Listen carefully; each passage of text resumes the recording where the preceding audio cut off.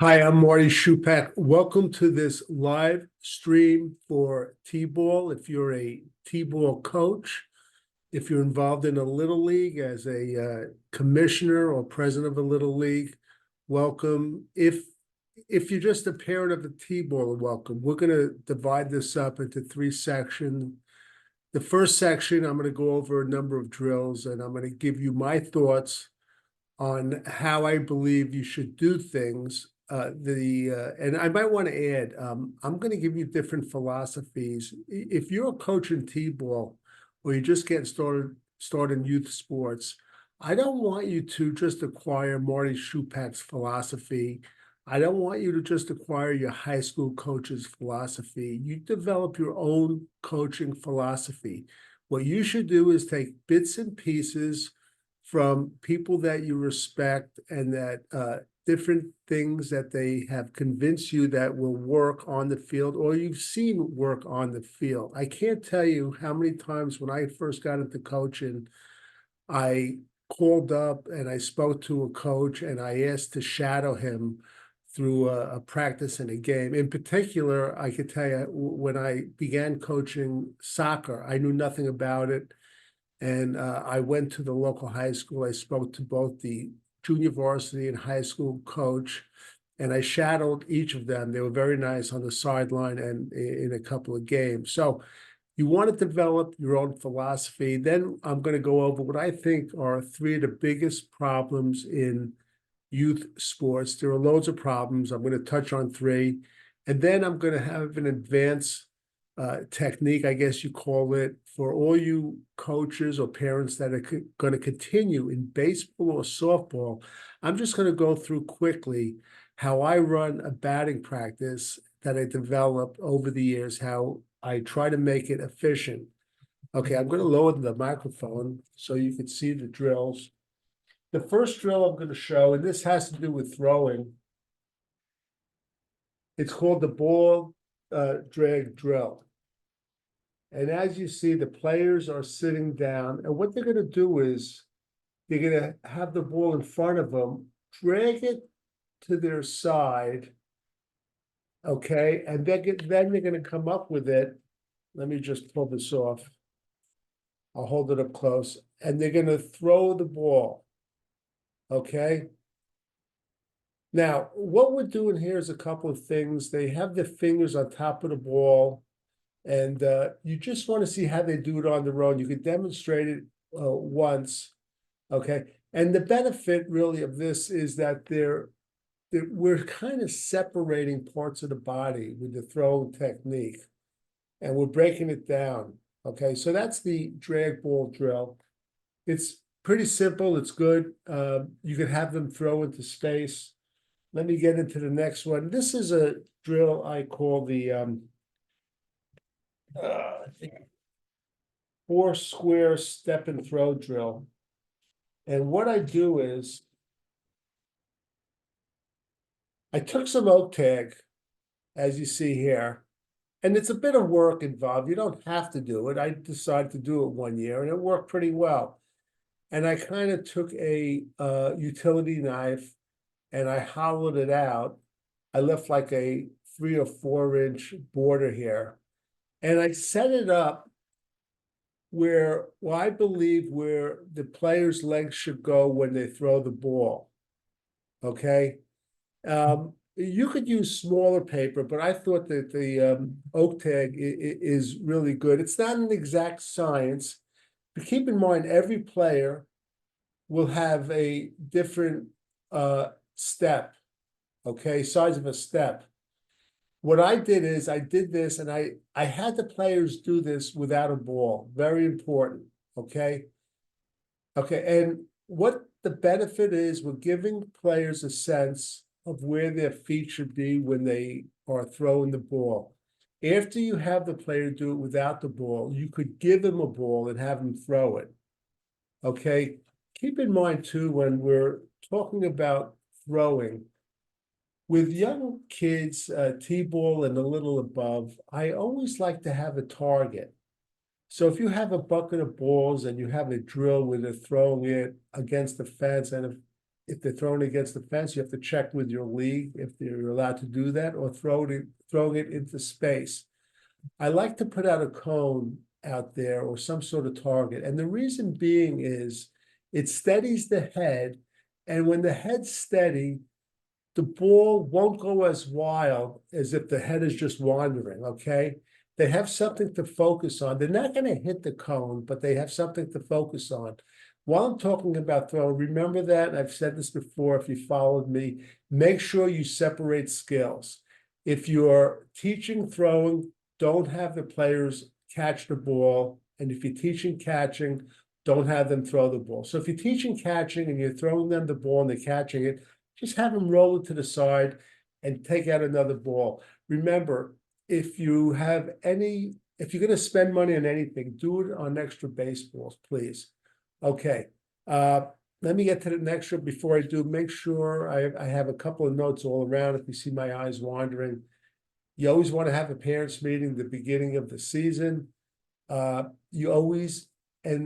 this next hint is throughout your coaching career, every year reinforce this, that the parents should have an updated eye test and hearing test on their son or daughter. It's very, very important, okay? This is a simple drill where I took a roll of blue masking tape and as you see here, I ran it across the fence, okay? And I would have the players line up with a bucket of balls, and I would, right before they threw it, I would either yell over or under. If I yelled over, they had to try to throw the ball over the blue tape. If I yelled under, they had to throw it under the blue tape. Keep in mind, as I just said, leagues have different policies when it comes to the fence. T-ball, you want to use the soft covered balls. And you don't have to just keep the T-balls. I've invested in beanbags, yarn rolls, hacky sack items. So you could use all sorts of different items, okay? So again, this is what I call the high-low drill, all right? I'll hold it up a little bit closer. Okay. The other thing I want to point out, if you're coaching T-ball, it's so important how you approach it. And keep in mind that around the country, I've seen the T-ball ages go from 4 to 7 years old. Now, when I coached T-ball, it was 5 and 6 in my local league, and also when I was T-ball commissioner. You're going to have players that have different skill sets, okay? Just keep that in mind. And remember, just going through the development of people from birth to 5, there's a big growth spurt. It slows down up to adolescence, then from adolescence to 18, it picks up again, okay? When you're coaching, keep in mind, I always advise T-ball coaches, and it's up, you could do it any way you want, but I like to look at it, approach it like 60%, you're a coach 60% of the time and a phys ed teacher 40% of the time. Now, by this I mean is you could play different games that have nothing to do with baseball or softball, but I also highly recommend that you play some of these games and put in a baseball theme. What do I mean by that? You could set up a relay race and have your team divided into 2 or 3 teams. They have to run around the cones.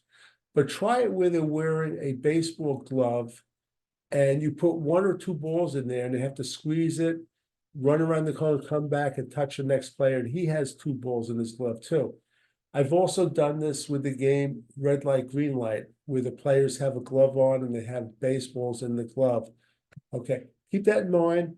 You want to have different games with a baseball theme in it. Okay, the next drill is I call clean the infield drill. It's a team drill. And I'll try to explain this. We have the players over here in the infield. two sets of players there, okay? All right, here I have baseballs, okay? On the go command, they have to run to the baseballs on their side as a team. And what I have out here are cones.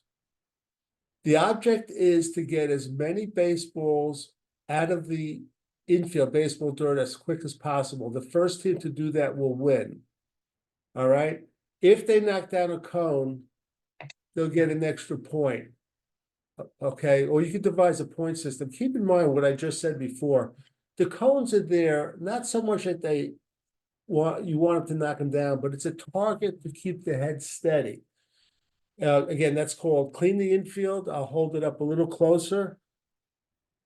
I set up cones in the outfield. I have baseballs aligned all on the infield dirt. The players start there. When I yell go, they run, they pick up the baseballs, and they try to get rid of the baseballs as fast as possible.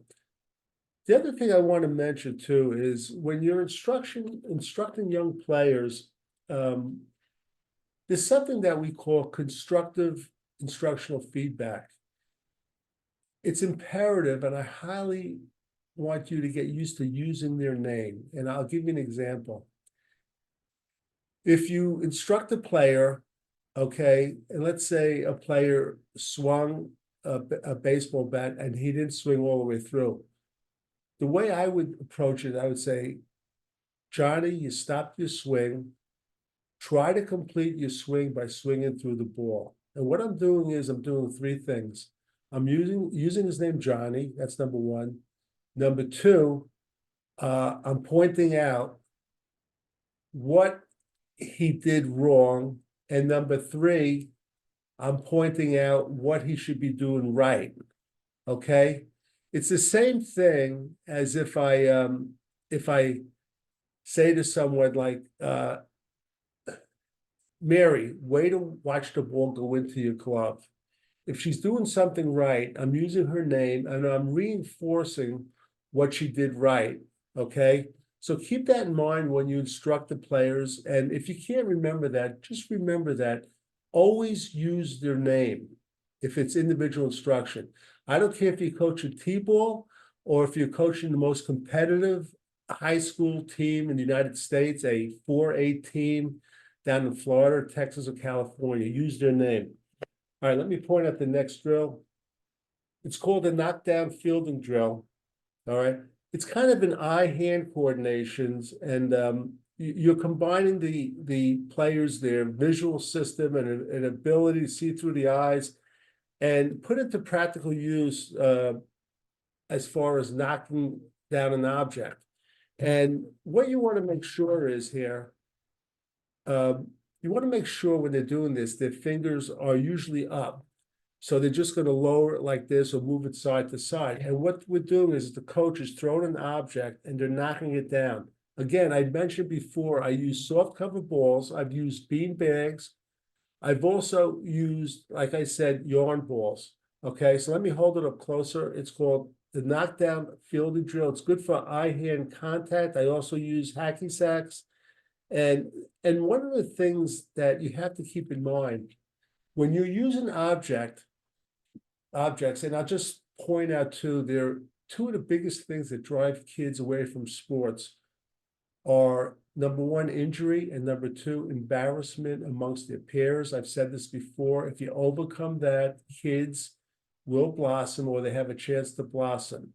All right. When you're doing that drill and you're using what I call non-threatening items, the player, the young kid will feel very, very comfortable knowing that they're not going to get hurt. I also have used, if you followed me, I've used rolled up newspapers or paper bags as far as pitching it to a player to hit or having them catch it. A newspaper, and obviously they're printing less and less newspapers, or a paper bag, it's a non-threatening item, okay? Now let's turn to hitting. This is a drill that I use. It's called Miss the T, okay? And what I'm doing is I'm taking a plastic bat. I attached a rope here, and I'm having a player over a tee swing the bat, I'm giving him space and I'm telling him, I don't want you to hit the tee or I don't want you to hit the rope.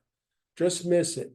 The beauty of this simple drill is you could raise or lower the bat. It's about a 2-minute drill you could do at home. Okay, it's a pretty good drill, and you're teaching the players the benefit. They're focusing on where the bat's going. All right. So that's a good hitting drill. Here's another drill that I like to think I created. You might have seen it before. Take your recycling container, take out all the sharp items. All right. Take a batting tee, put the item on the batting tee and have them hit it. Okay.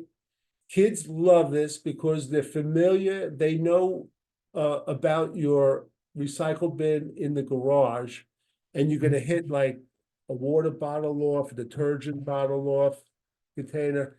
You're doing, keep in mind, my approach is that you want to create. The easiest thing to do is to go out to a huge sporting goods store and buy expensive equipment. And I'm not knocking it. If you have the money and you're at a point that you could do it, you should do it. But to me, it's so important that you try to be creative using household items and figure things out. Help your son or daughter figure things out. These are things that will resonate and stay with them for the rest of their lives. And I always tell the story how when I was young, I was bothering my father. We lived in a residential house outside of New York City. I wanted a basketball rim on our driveway. He didn't go out and just buy one. What he did was we got a piece of plywood. We got a 4x4 piece of wood. He had me dig the hole in there. He had me treat the wood every night for like weatherproof. And then he's the one that really screwed in the rim. But the point is, it was something that we did together, and it's something that I'll never forget as long as I live. It was a great memory. And I'll tell you, that darn basketball rim, it lasted for like 30 years. It was only a big hurricane that knocked it down. All right, so that's the recycle bin drill. It's a creative drill. I want you to be creative. And again, what I tell all coaches, and I've done clinics around the country, any drill that I share with you, if you could make it better, make it better. There's no royalties on creativity. The next drill is another hitting drill. It's a fun drill. It's called a tennis racket hitting drill. And what I do is I take an old tennis racket, the player uses it as a baseball bat. I have a 4-inch cinder block, okay? I bounce a tennis ball. Now, this is showing going to the side, but what you want to do is bounce the tennis ball. It goes up, and on the way down, the player or your son and daughter hits it. It's a fun drill, and the fun part about it is you're creating a lot of possibility for success, and they're hitting the ball really far. Just a point of interest for safety. When you bounce it down, move back quickly, okay, because you don't want to get a face full of the tennis racket. So this is the tennis racket hitting drill. When kids are older too, I put into effect that a drill I called the tennis racket home run derby, where I'd pitch the ball to kids and they'd hit the ball over the fence. A lot of kids, when they're 10, 11, and 12, will never experience hitting a home run. So I wanted to experience that. So I did this for older kids with an old tennis racket. The next drill is the knock the box throwing drill. And all you're doing here is you're taking like 6 boxes, putting a cone on top, and you're making it easy enough for the kids to knock down. Tell them what you want to do is hit the boxes, the cone has to come down. You're putting the players in a position to succeed, and you're teaching them throwing and again with the target to keep the head straight. I want to point out I use the term putting players in a position to succeed. Probably one of the most overused terms in youth sports. Keep in mind, a lot of kids in T-ball, for them, success is not knocking down a box or hitting a ball off a tee. For some kids, it's just getting them out of the car onto the field. Some of these kids are going to be very nervous, okay? So that's that drill. And the last drill, before we got on to the next section, as we're doing this, by the way, we're recording this. It's going to be on the Schupak Sports YouTube channel too. If you want to share it with your league, your teammates, your friends, it'd be great. I'm filming this on May 18th, 2024. I'm in Valley Cottage, New York, 27 miles north of the city. Yankees are on a winning streak, so I'm very happy. All right. The next thing, I did this with my kids. I took one of those big red plastic bats, and we got in our bathing suits in the summer. You could do this too. And what I did is very easy. You might have done it already. I put my thumb over the hose. Intermittently, I let the water out and they hit it. Of course, when they hit the water, it just goes into space, but they like doing it. They're wet. You're going to get wet. So keep that in mind. Okay, so that's the drill version. I have a lot more drills, but I don't want to overdo it. I just want to point out too, and I mentioned that I'm going to just mention three of the biggest issues I think in youth sports. Maybe I call them mistakes. And the first thing is, I really believe that in youth sports they have playoffs too early. I don't understand why leagues encourage playoffs for 8, 9 years old, when it just becomes a game or 2 out of 3 games of who throws less walks or who has less walks. I encourage you, if you're involved in your league, don't have playoffs till they're like at least 9 or 10. And listen, I get feedback that some of the stuff I do with T-ball, it's just so non-competitive. I just want to tell you, don't get fooled. I'm one of the most competitive people you'll ever meet. When I'm on the field with you, 10, 11, 12, I've coached 16 and 17, I want to pounce on you so bad. I want to score 12 runs in the first inning. I do it, by the rules, but I'm like one of the most competitive people you ever want to meet.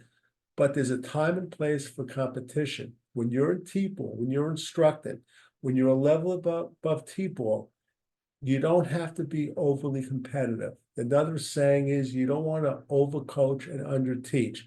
I promise you, if you're coaching, you're going to have your time and moments when it's going to be incredibly competitive, and you're going to have pressure situation. And you'll remember, I remember when that guy I saw, he did that clinic on the internet. He said, enjoy T-ball, make it non-competitive and make it fun. Now, another thing in T-ball I want to point out too, I did something where before I'm going to get to the 3 points in a second. I put down drop down bases on top of the regular bases, and what I did is I spray painted first base red, I spray painted second base blue. So I made it the colors of the American flag. Some kids know that better than they know how to go from first to second to third. I've had kids go from third to second to first. So that's a technique with base running. The other thing is, we live in a cell phone dominated society right now. I want you, if you're coaching, I want you to have one game where it's called a cell phone free game, where the parents have to leave their cell phones in the car. I want them 100% focused. It's the one game they're not going to be able to take pictures. Just try it, okay? We're too dependent on these cell phones. 3 things I see wrong, and I mentioned the playoffs are too early. That's number 1. Number 2, we don't have enough creative time we're giving the kids for them to just create their own games. And I know we live in different times. We can't entrust kids like 8, 9, and 10 to go down to the schoolyard by themselves. We don't know what or who's going to be there. But I encourage parents, try to give your kids and other kids in the neighborhood more creative time. The old comedian George Carlin, he had a very funny routine where he said, kids, they don't get to play with a stick anymore. I just want to encourage you, try to have kids have their own creative time in the backyard. They'll create things, I promise you, okay? The other thing is, the third thing I see wrong with youth sports, I mentioned playoffs too early, not enough creative time. The third thing is, I really believe kids, coaches practice the wrong way with the wrong techniques and the wrong drills. I encourage you to start developing a folder on your computer of drills that you want to use. I did this. Now I was kind of obsessed with it. I had over like, I guess 500 drills, but you could do it. And I want to make sure, by the way, I want to prepare this. What I would do is I would plan out my drills. I would put it on an index card and keep it in my back pocket. All right. Now you can do it any way you want. If it works by putting the drills on your iPhone, whatever, do that. But I like the old-fashioned way where I would have like 5 to 7 drills, and I'd have one or two alternates. Spend time focusing on practices and drills, and keep in mind that that's where the kids will learn about the game. And keep your practices short, okay, as you move away from T-ball. I never practice more than an hour and a half. And one of the things you want to do is you want to practice situational baseball, situational softball, but you also want to go over the game before. If a mistake was made in the field, and you want to tell the team, I'm going to tell you what we did wrong. I'm not want to embarrass anyone on the field. It's a learning moment. You want to always do that. Okay. All right. I'm going to get now, for all you people that are going to advance and go to the next level, I'm going to show you how I ran batting practice quickly. Okay. And if you want to improve it, you can. All right. I'm going to hold this up and I'm going to try to describe it. First thing you want to do with your league is you want to make sure they have an L screen. Very important. And the reason being because I moved to the base of the mound to throw batting practice. Now, also, I have 2 5-gallon buckets. I put one behind the pitcher's mound and one behind second base. What I tell my team is that when you field the ball, you don't throw it to first base. When I run batting practice, it's batting practice. It's not fielding practice, and it's not run the last one out. So if a ball's hit to the shortstop, I want him to toss it to the bucket behind the pitcher's mound. If it's hit to the outfield, roll it over to the bucket behind second base.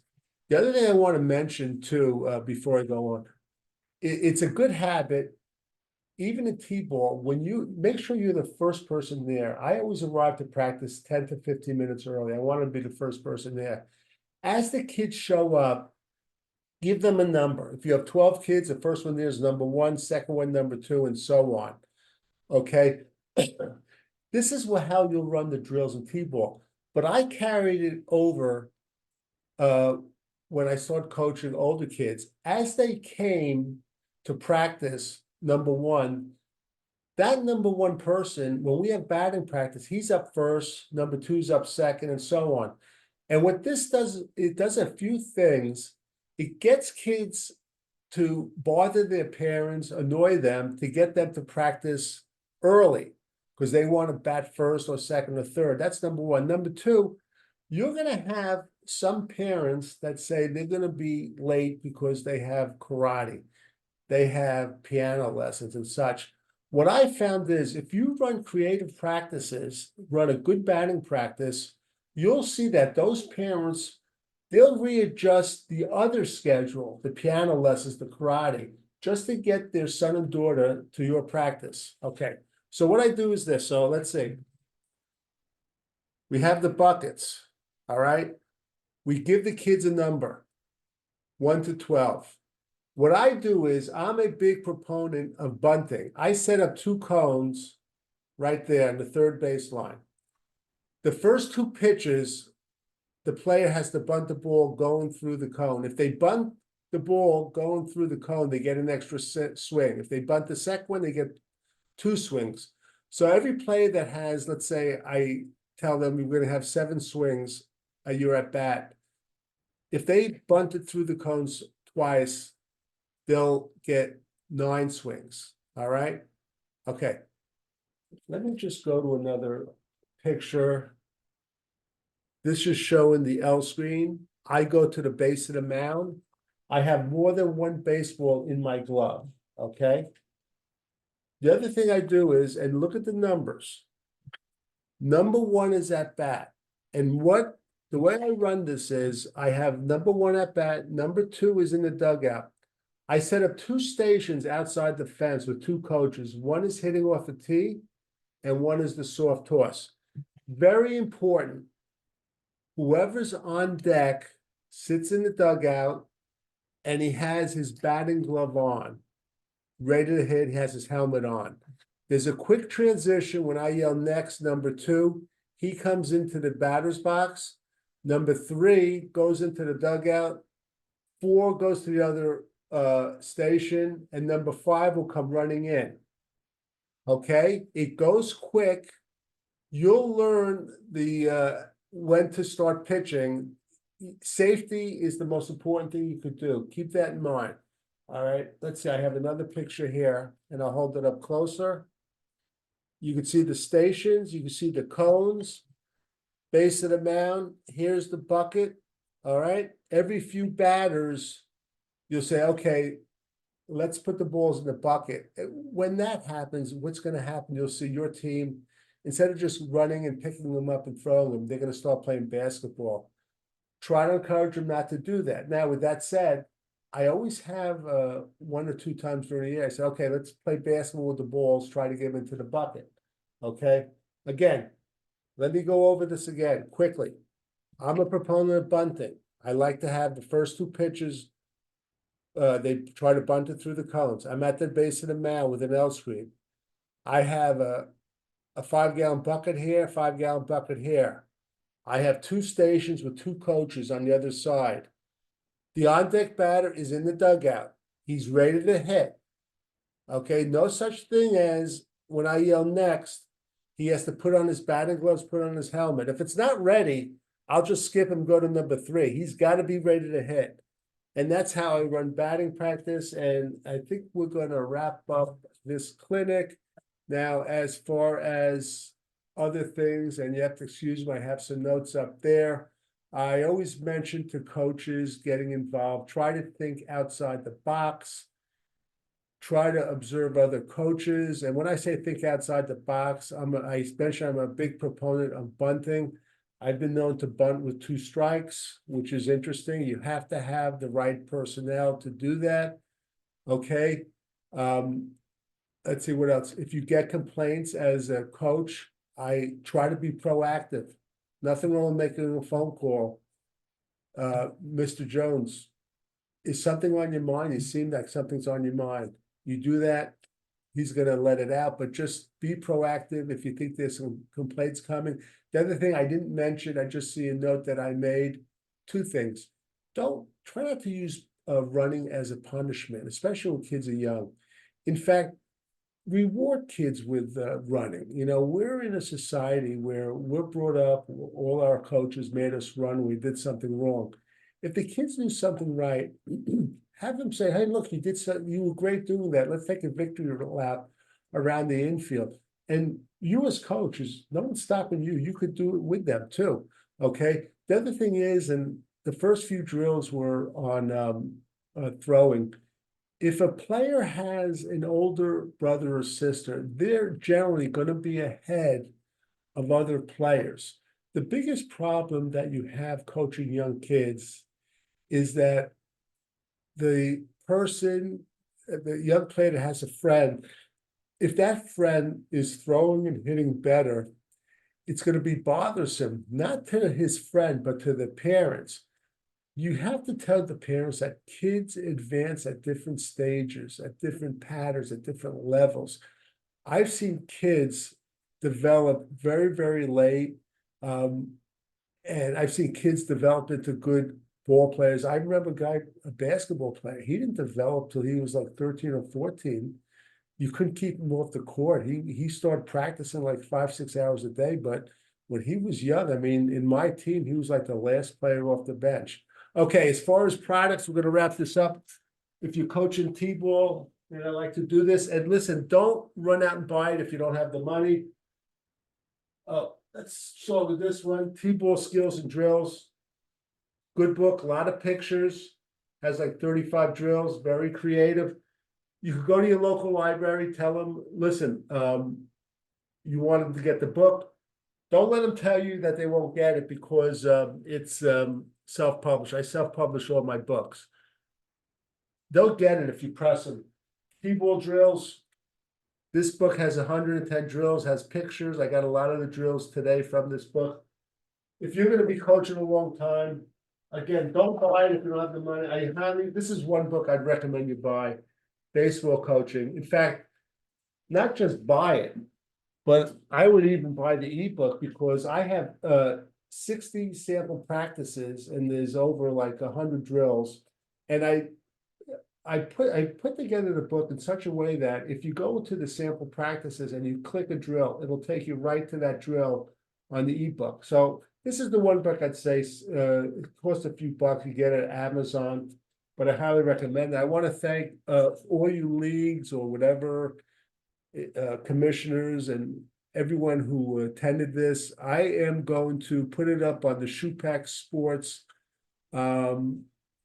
YouTube channel, and I encourage you, please subscribe. If you can, please give me a thumbs up or please make a comment. You know, we just love comments, and it'll be up there probably later this morning. I will have another clinic probably for like 10, 11, and 12-year-olds, and that's will be coming up. So listen, have a good rest of the season, and I just want to thank you for attending, and I'm Marty Schupak.